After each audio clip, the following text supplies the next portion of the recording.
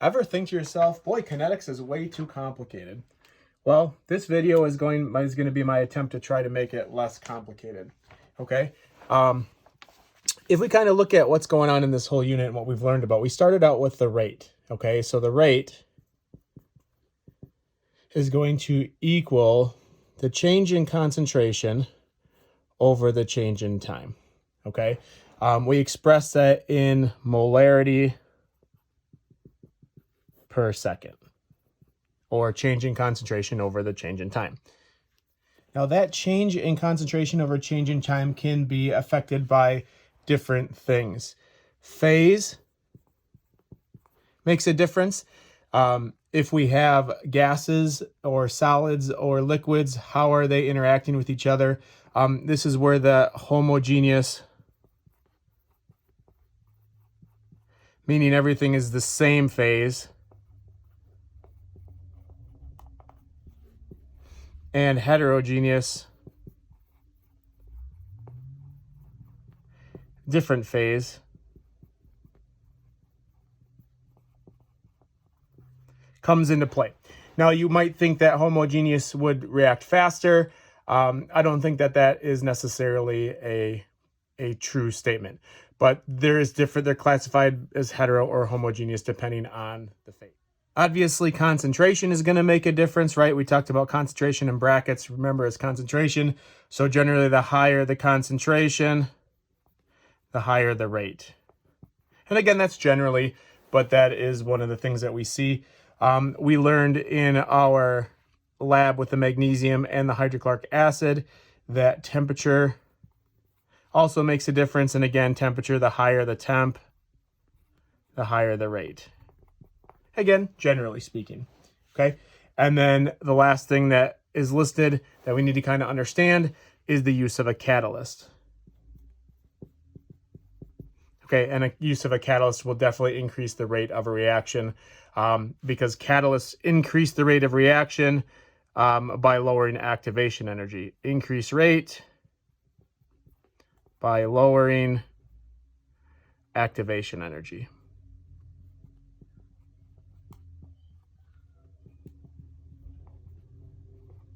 And activation energy is the energy required to actually get a reaction rolling. When we talk about rates, we need to really pay special attention to the difference between instantaneous rate and average rate. Instantaneous rate is the rate at which the reaction is progressing at this moment in time. Okay, where the average rate is going to be the average, change in concentration over the total time. Okay, or the total change in concentration over the total time is a better way to think about it. So you can relate this to things that you're pretty familiar with. If you think about a trip to, let's say, Appleton. If you're going to drive to Appleton, how long does it take you to get there? And then figure out the total distance divided by the total time, and that would be your average rate of movement, really. Instantaneous would be like if we just looked at your speedometer. As you go, let's say you're leaving school, as you go through Winneconne, you're going 25 miles an hour, then you're able to go 30, 35, up to 45, then you're up to 55, and then maybe you jump the highway, so then you get to go 65. So your speed is constantly changing. And this is important because we need to know, are we talking about instantaneous rate, or are we talking about average rate? Most of us in the lab that we did with the hydrochloric acid and the magnesium did an average rate. The average change in concentration or moles of magnesium over the total time it took to get rid of that. And the reason we did that is because that's the technology we had. That's the best that we could do. Instantaneous rate would be like if we had some sort of sensor inside of there and it was able to tell you what the concentration of the hydrochloric acid is as it was changing over time.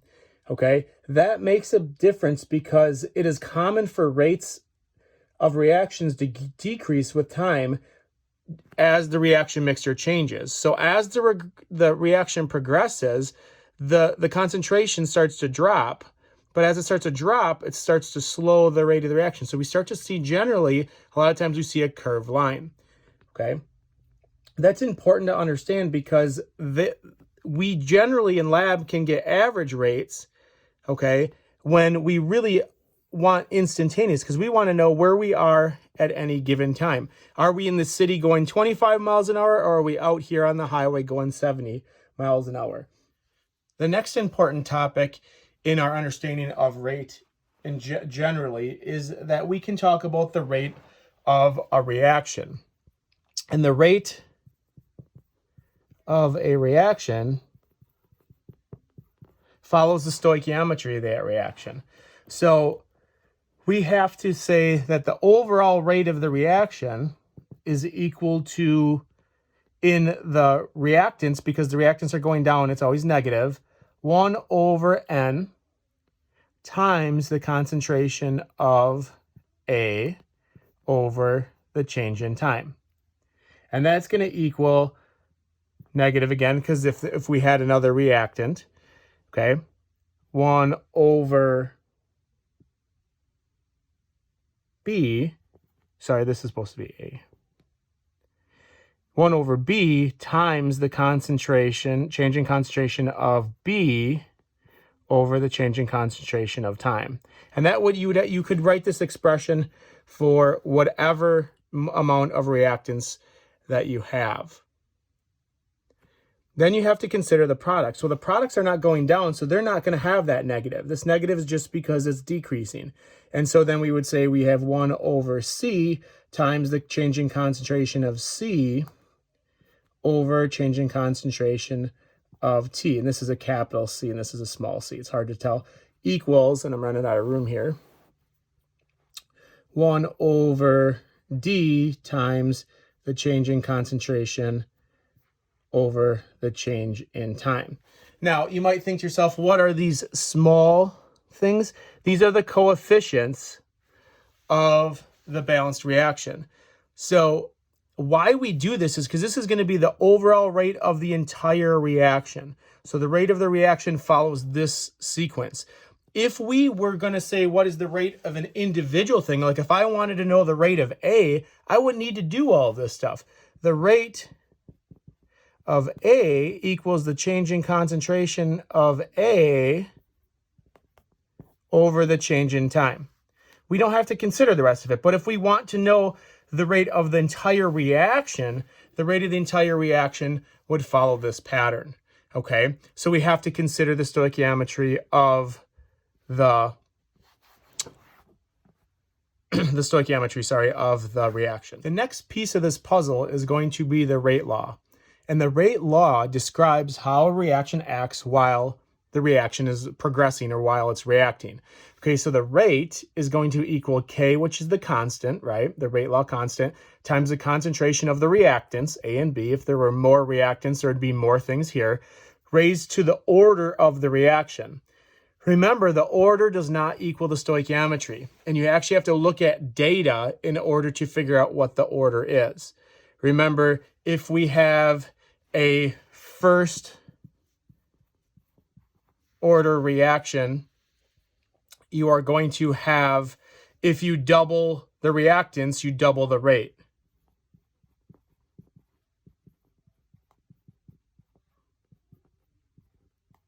So if we double the reactants concentration, we double rate. That is going to be a first order reaction. Okay, remember a second order, if we double reactants concentration, I'm really bad at drawing brackets. If we double the reactants concentration, we would quadruple or square the rate, okay? So we would quadruple the rate, okay? And so on and so forth. Again, those are in the notes. If you need a clarification on that, make sure you check out that section of the notes. If we look at this reaction and we focus on the K value, the K value gives us a little insight as to the speed of the reaction. If K values are big, we see that the reaction happens fast. And that makes sense. Whatever these numbers happen to be, if we multiply it by a big number, we're going to expect that rate to be big. Okay? if that K value is small, the reaction happens slow. And again, that makes sense because if the K value, regardless of what these numbers are, if the K value is very small, then we would expect a very small number, okay? And the K values can really fluctuate a lot. So don't expect, small ranges. We could talk, if we're talking about fast reactions, we're talking greater than 10 to the 9th, okay? And when we're talking slow, we're talking just 10 or lower, like 10 to the 1st and lower, 10 to the 9th or greater. That is quite a huge difference in what's going on. And then you might think, well, what happens in between there? Because there's a big difference between 10 to the 1st and 10 to the 9th. Those are the ones that you really can't tell what's happening depending on K, because it doesn't impact the number quite as drastically as numbers like these would. This number definitely would impact what's going on here for the rate, and this number would impact it again for the rate. The ones in between obviously impact it, but not terribly. So we've been laying out the different equations, and we saw that the rate equals the change in concentration over the change in time, and then the rate law. They seem like they're two opposite things, but they are not opposite things. Okay, the application of rate law is used to determine the change in concentration over the change in time. So the rate law actually gives you the rate because that's what it equals, right? So this is the rate law and it's equaling the rate. So what we see is that the rate is equal to again, we're talking about, these are going to be the reactants only, so it's going to be negative, okay? Negative change in concentration of A over the change in time, right? We saw that from the very first part of this video. We saw that that's how we figure out rate, okay? Well, that's going to equal what we have going on up here. If we're only looking at A, then that would be the change, or the K, the constant, times the change in concentration. So these two statements seem to be very different from each other, but they're really telling you the same thing. This you can get if you have the information. If I know the molarities before and after, and I know how long it took, I can figure out rate this way. Sometimes you don't have that information, and so then you have to get the equilibrium constant times the change in concentration. Both of these two statements really mean the same thing. So the next part of this, the part that gets really mathy, is just taking this expression and manipulating it into a way that we can solve for things that we don't know. Okay, so this is where I'm going to conclude this video, and I'm just going to say this is the overview of the unit. It talks about what rate is, how we calculate rate, and the two kind of equations to calculate rate. The next videos are going to be more in depth as to like the different equations and how to use them.